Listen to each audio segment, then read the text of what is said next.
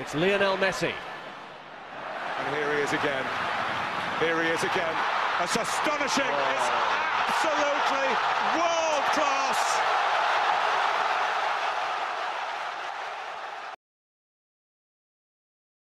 Barcelona tidak selalu beruntung di bursa transfer dalam beberapa tahun terakhir. Kini Barca terbelit masalah keuangan sehingga harus banyak berhitung apabila ingin merekrut pemain. Bahkan banyak pemain Barcelona yang harus pasrah mengalami pemotongan gaji. Efek terbesar adalah kepergian Lionel Messi ke PSG karena Blaugrana tidak punya kemampuan finansial untuk memperpanjang kontraknya. Blaugrana memiliki banyak pemain mahal yang jarang diturunkan. Jadi, meskipun menerima uang yang memecahkan rekor dunia saat PSG membeli Neymar pada 2017, mereka tetap terlilit utang besar. Solusi Barca mengurangi beban finansial dengan cara menjual beberapa bintang, serta memotong gaji pemain. Namun sebelum ada krisis finansial, Barcelona juga tidak selalu cerdas dalam pembelian pemain. Ada beberapa pemain yang cuma bertahan semusim di Camp Nou. Berikut daftarnya yang dimulai pada 2002. Juan Román Higuaín, legenda Argentina diboyong Barcelona dari Boca Juniors pada 2002 dengan harga sekitar 10 juta pounds. Kedatangannya diikuti harapan tinggi dari supporter. Higuaín adalah salah satu playmaker paling berbakat pada generasinya tetapi hanya menghabiskan 1 tahun di tim utama Barcelona. Pelatih Barcelona saat itu, Louis van Gaal, menyebutnya sebagai perekrutan bernuansa politis. Van Gaal akhirnya mendepaknya untuk memberi ruang bagi Ronaldinho. Setelah hanya mencetak 6 gol dalam 42 pertandingan untuk Barcelona, Higuaín bergabung dengan Villarreal dan menjadi legenda. Mark van Bommel. Frank Rijkaard yang menjadi manajer Barcelona merekrut Bommel dengan status bebas transfer dari PSV Eindhoven pada 2005. Dia tampil cukup baik dalam 36 laga selama 1 musim untuk Blaugrana saat memenangi La Liga. Setahun setelah kedatangannya, Bayern Munchen menawar Van Bommel senilai 6 juta pounds. Lantaran sudah memiliki Xavi, Deco, Iniesta, Thiago Motta, dan gelandang lainnya, Barcelona akhirnya melepas Bommel. Alexander Hlob, gelandang Belarusia itu moncer di Arsenal, sehingga Barcelona rela mengeluarkan 12 juta pounds pada 2008 untuk membawanya ke Camp Nou. Klub bermain 36 kali di semua kompetisi dalam 1 musim, gagal mencetak gol, dan tidak akan pernah bermain untuk Barcelona lagi. Masa pinjaman ke Stuttgart, Birmingham, dan Wolfsburg menyusul, sebelum mengakhiri kontraknya pada Januari 2012 untuk bergabung dengan Krylia Sovetov di Liga Premier Rusia. 1 musim tidak ada gol, dan banyak uang terbuang sia-sia. Semua orang menyesali kesepakatan ini, termasuk klub sendiri. Dmytro Chigrinsky, bek tengah Ukraina itu baru saja menjuarai Piala UEFA bersama Shakhtar Donetsk pada 2009 ketika Barcelona mengontraknya dengan harga 25 juta pounds. Banyak penggemar mungkin saja lupa dia pernah menjadi bagian di Camp Nou selama 1 musim. Sang pemain gagal ambil bagian di skuad Barcelona besutan Pep Guardiola dan kemudian dijual lagi ke Shakhtar setelah hanya semusim dengan harga 15 juta pounds.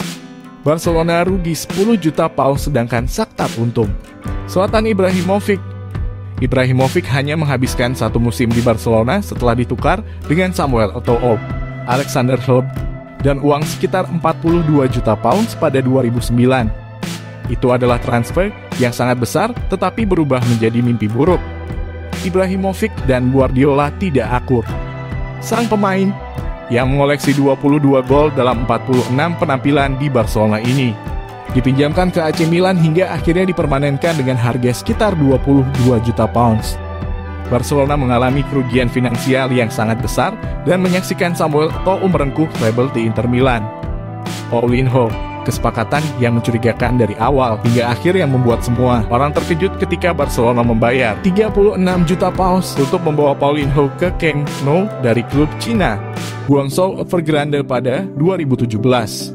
Paulinho padahal gagal di Tottenham dan tidak cocok dengan permainan Barcelona.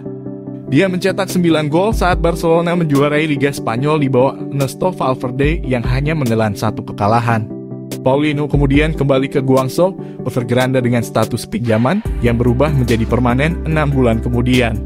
Malcom, winger muda Bordeaux Malcom, menjadi incaran banyak klub.